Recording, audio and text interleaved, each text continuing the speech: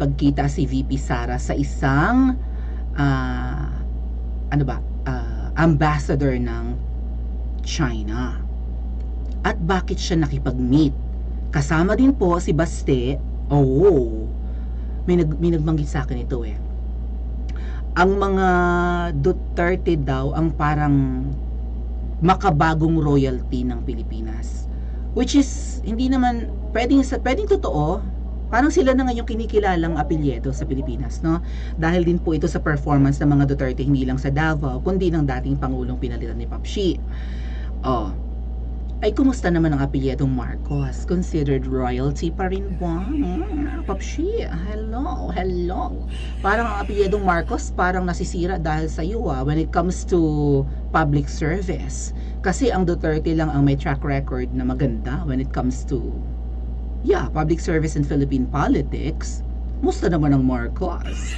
Ang legacy mo pa lang so far, Papshi, yung pinagawa ninyong windmill dyan sa Ilocos, ngayon ang dai-dai ng windmill. May nakita akong windmill sa Panay Island, yung mainland ng Boracay Island. May nakita akong windmill dyan sa Rizal. Nang mahangin dyan, malamig din sa Rizal eh. Baka sa mga susunod na araw, makita ko ang mga windmill nasa may bandang Tagaytay na. Mahangin din po dyan mga ate at kuya, no? Risky lang at may nag-aalborotong bulkan. Okay, bakit nakipag-meet si VP Sara, si Mayor Baste Duterte at pati daw po si Pangulong Duterte? Nakipag-meet din dito po sa lalaki nasa picture. Siya ay, sino kaya itong taga-China? At VP Sara, ready ka na bang kuyugin na naman ng media? At pati ng mga ensaymada vloggers na nakikipagkaibigan ka sa China katulad ng tatay mo, samantalang si Papshi Kels sa Anemika na nakikipagkaibigan. In fact, may mga base militar na nga dito. Ito po yung post ng Manila Bulletin kanina, 2 hours ago lang po. Ayan. Vice President Sara Duterte met China's Fujian governor, hindi ambassador, gobernador ng Fujian province, Zhao Long, as the Chinese official flew to Davao.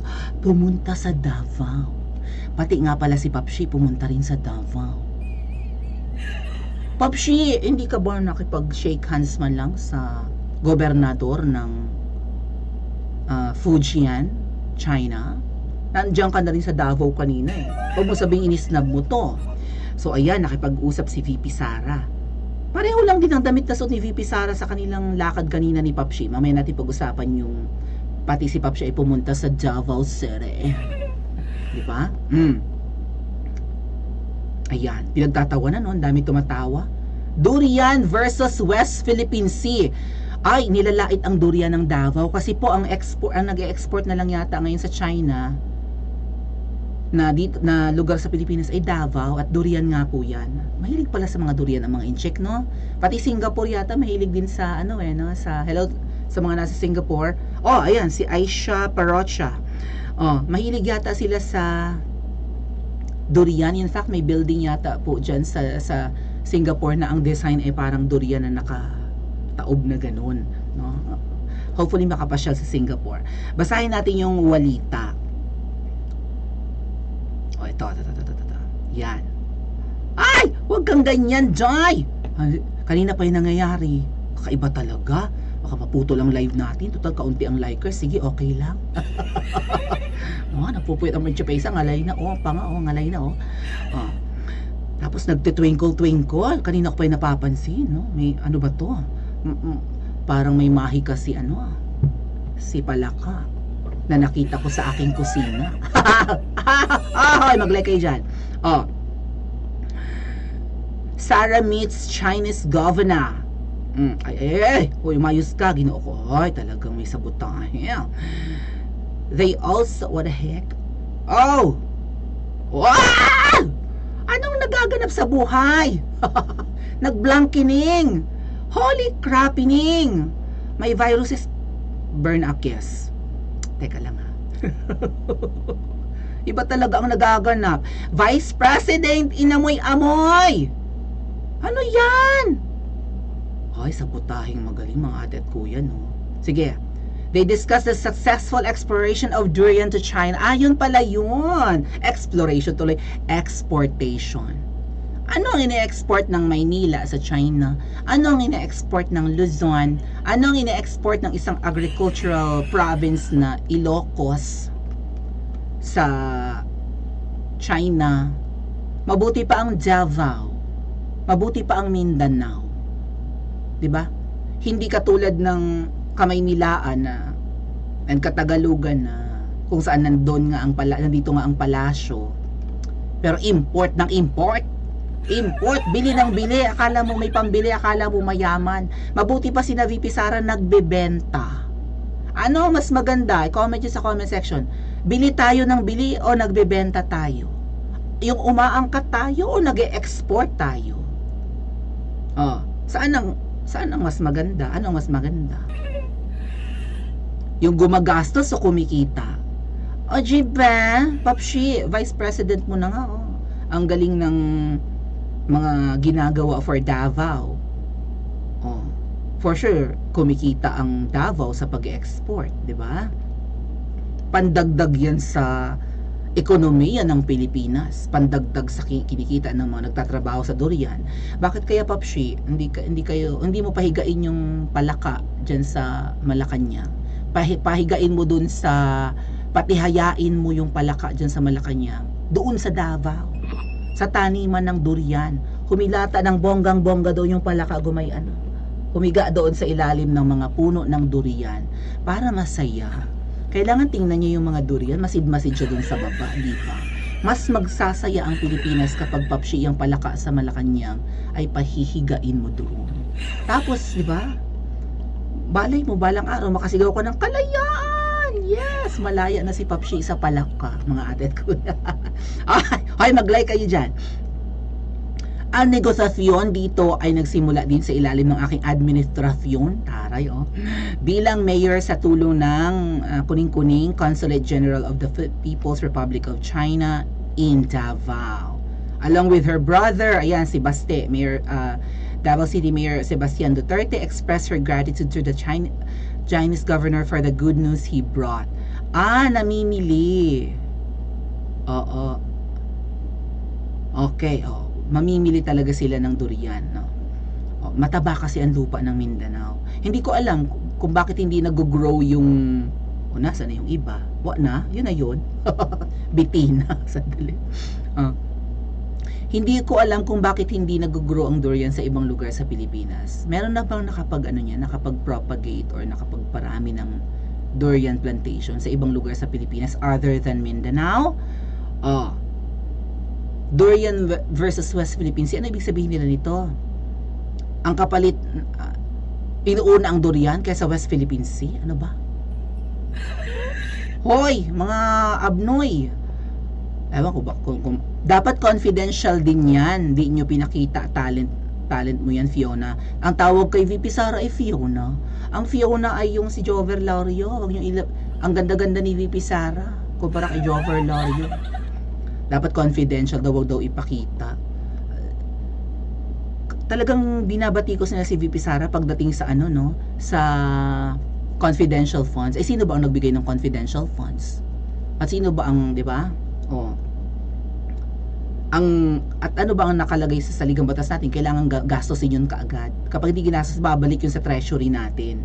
So sa mga susunod na taon, hindi na yun. Kapag hindi mo nagagastos ang pera, ay hindi na yun ilalagay ulit sa susunod mong budget. Samantalang nag-aagawan sa West Philippine Sea, nagkamustahan tapos nag-aagawan sa West Philippine Sea. Maraming nakikipag-agawan sa South China Sea na tinatawag yung West Philippine Sea. Hindi lang China at Pilipinas. Vietnam may claim dyan, Taiwan meron, Indonesia meron. Balita ko yung Sabah, nag-invest doon ng China. Bakit hindi nyo binabatikos ang Malaysia? Nakikipag-kaibigan sa China. Sabi nyo atin ang Sabah. Yun ang totoong atin, Sabah, Malaysia. Mga mga ensaymada vloggers at mga buangit na mga pinklawan. Or mga mga anti-Duterte kung hindi man kayo pinklawan.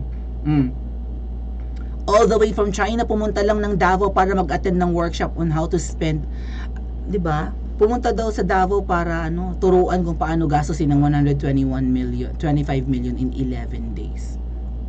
Talagang iinano nila to, inuulit-ulit nila para dumikit sa reputasyon ni VP Sara na nagwaldas ng 125 million. Hindi nila na-appreciate na bukod tanging Davao ang nag-e-export ng produkto ng Pilipinas ngayon. Ewan ko kung anong ine-export ng Northern Luzon. Nakakapag-export ba ng bigas at sibuyas ang Mindoro? Ang galing nilang mag-produce dyan? Hindi. Bumibili pa. Mamaya, pag-usapan natin yung bigas, pinamumudmud kasi ni Papshi yung mga na-confiscate nilang bigas. Di pogi points, trabaho ba ng Pangulo ang magbitbit ng sako ng bigas?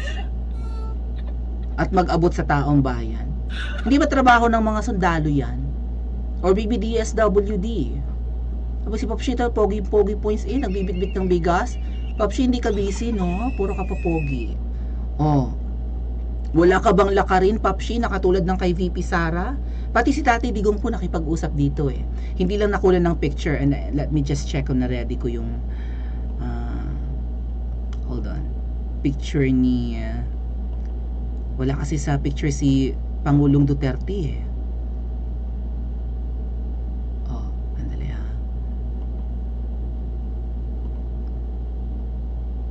Ayan, laging ganito ang binabalita ng mainstream, mga ate at kuya. Kay VP Sara. 460 million a year Davao City's confidential funds spending soared under Mayor Sara Duterte. Nung umupo daw si VP Sara noon as mayor ng Davao, tumaas daw ang confidential fund. Anong sabi ng mga supporters ni VP Sara? Ang confidential funds ng Davao City ay ginamit ng maayos para sa kaligtasan at ikibubuti ng karamihan.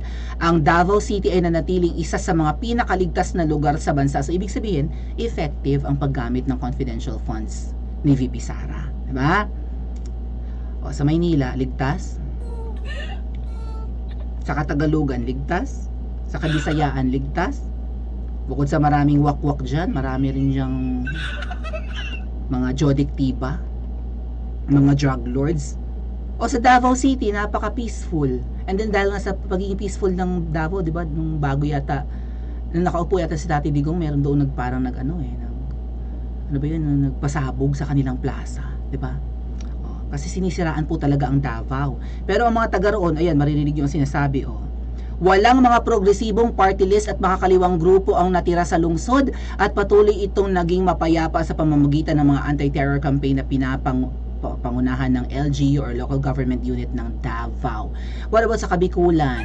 What about sa Quezon Province? Walang mga makakaliwa? Pugad ng mga makakaliwa, yung Southern Tagalog, ang daing mga makakaliwa. Davao, So, effective ang paggastos ng confident. Kahit naging biktima ang Davao ng ito pala, bombing incident noong 2016, ay agara namang nahuli ang mga suspect at hindi na naulit. Naging maagap din ang lokal na gobyerno, kapulisan at militar sa pagpigil ng potensyal na pag-atake sa lungsod. What about yung ibang mga cities and municipalities in the Philippines? Aga-aga pinuputakti si VP Sara, Pati yung pagkikipag-usap sa China, ayan na. Sabihin ay, you know what? Mas gugustuhin ko na may ibang napag-usapan si VP Sara aside from exportation ng mga produce ng Davao. Baka mamaya sa pakikipag-usap nila sa governor ng China, baka sakaling, di ba? Pwede bang iparating nyo sa inyong, alam naman ng Pangulo ninyo, alam naman ng Presidente ng China, Xi Jinping, na, di ba, yun din yung sinabi malamang ni Pangulong Duterte nung pinatawag si Pangulong Duterte sa China, na kung sakasakaling, di ba, mag-break loose ang giyera between China and Taiwan, at even between Philippines and China, kasi ang mga politiko sa Pilipinas, mga media, parang gustong pumalag. Diyos ko po, para tayong langaw na gusto nating kagatin ang kalabaw. Isang hampas lang ng buntot sa atin ng kalabaw na China. Ay, burado tayo sa Pacific Island, sa liit ng bansa natin. Baka mamaya isang, di ba, bomba lang. Wala, lubog ang Pilipinas sa Pacific. Burado. 'di ba? Superpower ang China. In fact, threatened nga ang Amerika diyan pero gustong pumalaki. May pera kasi. So sana ang pag-uusap nga po ni na VP Sara kasama si Tatay Digong nakipag-usap din dito. Ay siguro i-remind rin 'di ba ang China government na huwag niyong pansinin itong mga ginagawa ng mga nakaupo ngayon na nagpapakampi sa Amerika. Wala kaming control, lalo't si VP Sara spare tire, reserba laang. Hindi siya kasing powerful ng Pangulo, di ba? Hindi rin siya ang DND Secretary, so wala siyang power para baguhin itong pakikipagkasundo ng Pilipinas sa Amerika. At pagsama-sama ng mga sundalong kano, pati Australia yata, nagpapatrol dyan sa South China Sea, eme-emeng tinutulungan tayo. Is ko pati nga yung budget ni VP Sara for confidential funds nilipat na para ilalaan daw sa West Philippine Sea. Anong magagawa natin diyan sa sigalot diyan sa disputed territories na makakapagtayo tayo ng artificial islands diyan? Bibili tayo ng mga ng mga armas para sa mga coast guards natin, mga bagong barko. Saan sa Amerika tayo bibili? Hindi ba sila kaya mag-donate? Yaman-yaman nila. O total binapayagan natin nandito ang mga sundalong yawa na yan. O, sana pakikipag-usap ni na VP Sara may mas malalim pang may malalim pang mga naging pag-uusap. Kasi mukhang mapapahamak tayo sa policy ngayon ni Papshi. Policy ba yan ni Papshi o policy ng palaka? I-comment dyan sa comment section at mag-like at subscribe din po kayo.